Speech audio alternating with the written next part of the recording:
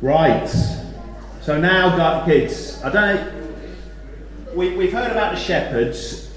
Who else, kids, is in the Christmas story? We've got shepherds and who else? Wise men, says Abby at the back. And King Herod, that's right, well done. So we've got a special visitor.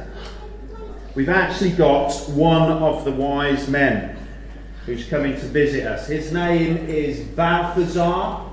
He's had a long old journey. So if we can give Balthazar a round of applause. Here he comes.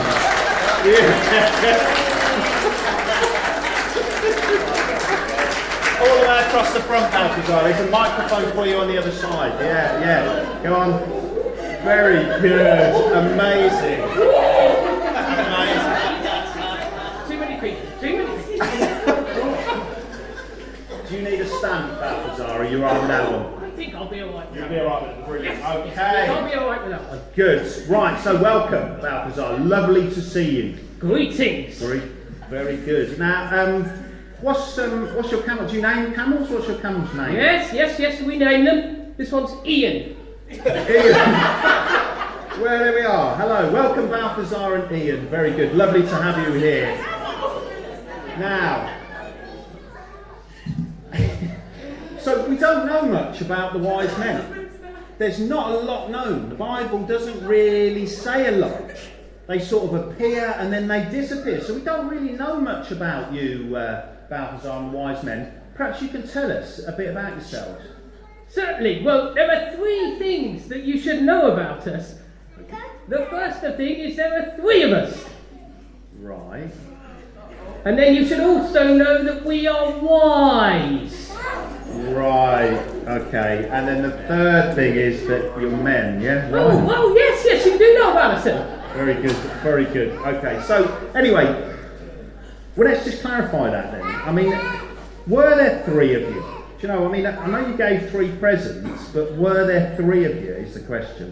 Well, no, not strictly true, actually. Yeah, we did have a caravan travelling with us of a number of people. We needed servants to help us with our food, to look after the camels and to trim our beards. So there weren't 3 of you, okay, alright. So, well, the second thing then, what about this wise thing? I mean, were you actually wise? Oh yes, we were wise. You were wise. I mean, you were called Magi, is that right? Yes, that's right. Magi, yeah. So I've done a bit of reading, and the word Magi, this is what Magi means, right? If you read it, it says, Magi are those people who have wisdom for investigation and interpretation of the movements of heavenly bodies. Yeah, when you say it like that, it does sound a little bit lame. I like to think of it as stargazing wizards. Stargazing wizards, okay. So, rather than 3 wise men, it'd be more accurate to say that you were a small band of stargazing wizards and your friends. Yes, that's right. Yes. Right. Yes, Okay. yes. Right. Okay. It's starting to sound a bit Lord of the Rings, isn't it? If I'm being honest here. Okay. Anyway, that does bring me nicely. Sorry, Lisa. That does bring me nicely on, though, to my first question, Balthazar, about stars. Okay. So you apparently travelled to Jesus by following a star. Is that right? Yes, that's correct. Yes. I wondered if you could just tell us a bit more about that. About the sort of how when the star appeared and that sort of thing. It'd be interesting to know how you knew. What was it? Yes. Well, actually, I prepared a little bit of a script that I could use to tell you about that first night when we saw that star.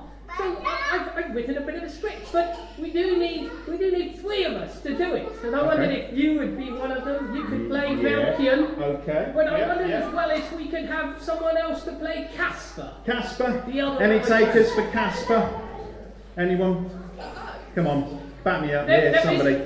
Someone come and help me out. I do have some gold. Yes, Casper, come on up. Brilliant. I do have some Brilliant. gold. Gold coins. Over this side, we've got a microphone. We'll share You're going this. to need beards, aren't you? Because wise men always have beards. So there's a beard for you, Melchior, and you are Casper. And of course, I've got my script here somewhere. Wow. Wasn't expecting this. Right, okay. So, here. I got a script for you there. Yeah. And I should have another one somewhere. I dropped the script. We can share. Shall we share one over here? Casper, pop over here. We've got a little bit of a lower microphone here. Okay. So Casper, okay, so can you see that in red? Your eyesight's better than mine. Okay, good. Right, okay. We're ready. I might have missed my script as well. That's the trouble when you get to my age. I think I might need to share your script as well. Okay, let's all crowd together. There's a room for Ian. Just watch Ian, because watch Ian, he can be a bit nervous around. Okay. Got it. Yes, so as I say, you are Melchion and you are Casper. If you just read your lines. So what do we do? Just read it? Okay. Yeah. Wow. Look at that star. I've never seen anything like it. Look, Casper, have you seen anything like it? No, I haven't. Never. I'm sure it was never there before. Do you think it's important? I don't know. I've been studying the sky for over 30 years, but my knowledge pales into insignificance when compared to Balthazar. We should ask him. Yes, he certainly is the main man when it comes to stargazing. Seriously? Let's ask him. Balthazar shouts. Sorry, Balthazar! Yes, Melchion, my young Padawan. There is a new star. What does it mean? Ah, this is it. What is it? The star. Don't you remember Daniel? No, remind us, Balthazar. Daniel from hundreds of years ago. He was a Jew, but he came to be one of the wise men with us, our ancestors. And except he worshipped the God of the Jews. And he was the one that their God saved them by saving him from the lion's den and saving him from the fiery furnace. Oh, that Daniel, yes. Well, he taught us from his scriptures that one day a new king would be born. One who would be the saviour of the world. He would be God in the flesh, actually being born. What has that got to do with this star? A knowledgeable one. Oh, I'm glad you asked that, Casper. Well, in their scriptures, the Old Testament, in the book of Numbers, there was a prophecy, and it says this: I see him, but not now. I behold him, but not near. A star will come out of Jacob. A sceptre will be out of Israel. And do you think it is that star? I have no doubt. It means that the time has come. Time for what, Balthazar? This king is born. We must go and see him. It will be a long journey. We must ready our steeds. Let's go. Very good.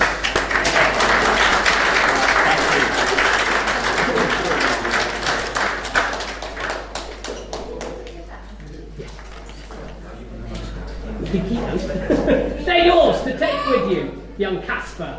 Right. They don't want to beard trim.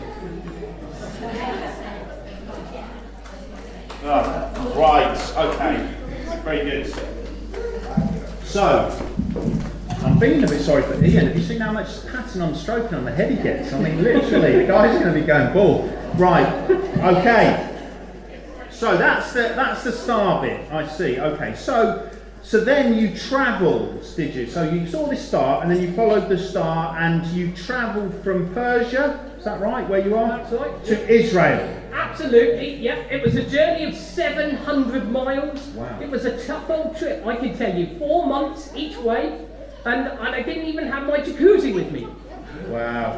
And I think you've got some pictures, haven't you, that you've done? Yes, actually, as well as my knowledge of stargazing, I'm somewhat of an artist, I think you'll agree. Let's have a look at these pictures then. Just tell us a bit about this.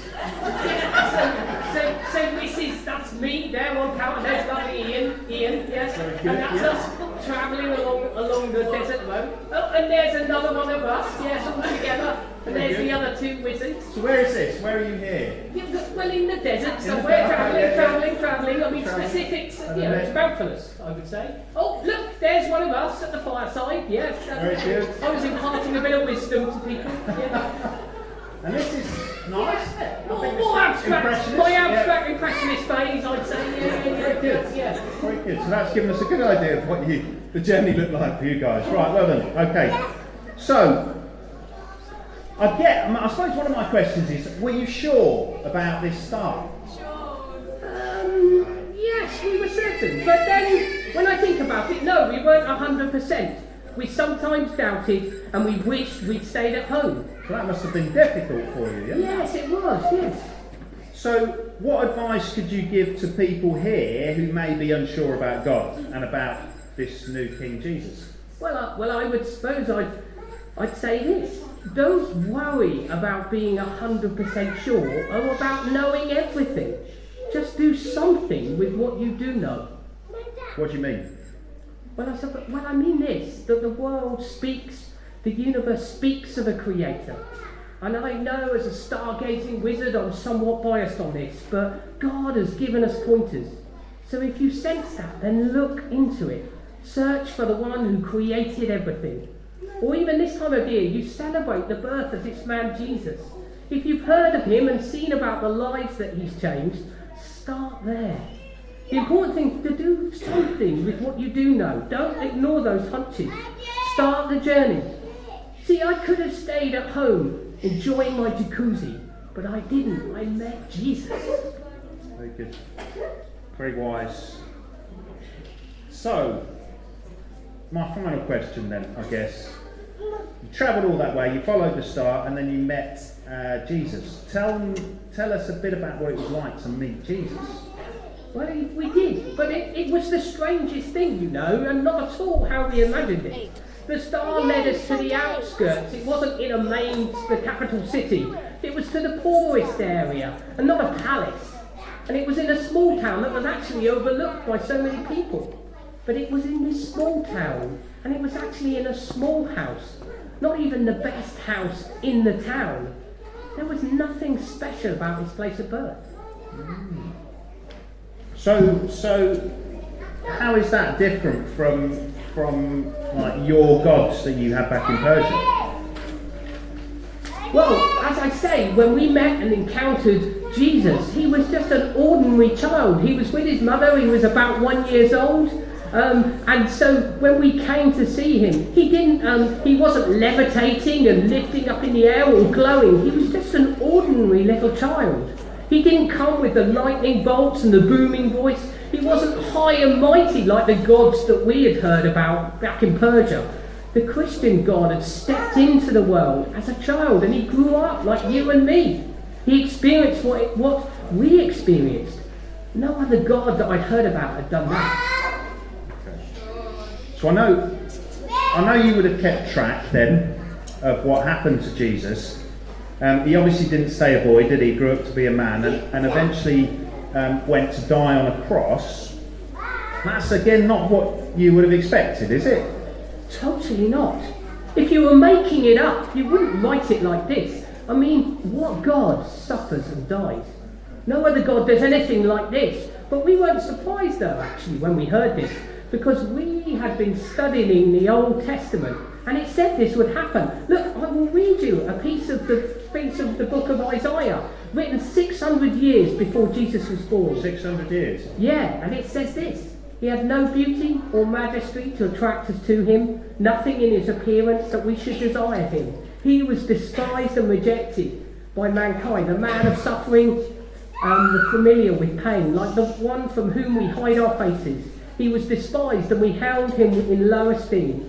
Surely he took up our pain and bore our sufferings, yet we considered him punished by God, stricken by him and afflicted. But he was pierced for our transgressions, he was crushed for our iniquities. The punishment for us peace was on him, and by his wounds we are healed. We all like sheep have gone astray. Each of us has turned to his own way, and the Lord has laid on him the iniquity of us all. So it sounds like meeting Jesus was more than just a journey and meeting a child. It sounds like it sort of had a bigger impact on your life. Tell us a bit about that. Yeah, it's fair to say that we were never the same again. Meeting Jesus changed everything. It changed how we saw the world. This God we had met. He wasn't a distant force. He was a personal God who wanted to be known. And we knew that he loved us. How couldn't that change us? How couldn't it not change? How could it not? We just wanted to know more about him, to know him. So I guess then, before you leave, being as you're a wise man, can you leave us with one nugget, one wise word that you can just part with us, and then you and Ian can take a journey home? It was a tough journey. Not as just the travelling to and from Bethlehem, but for the rest of our lives. It was tough following this man Jesus at times. But I'll leave you with this thought. I could have lived with my own gods as a Persian prince. I could have played it safe. But in the end, the journey brought joys that outweighed the pains. And I think I do need to leave you now. I think Ian is looking like he needs some food. But I thank you and I wish you all well and have a wonderfully Merry Christmas. Well done.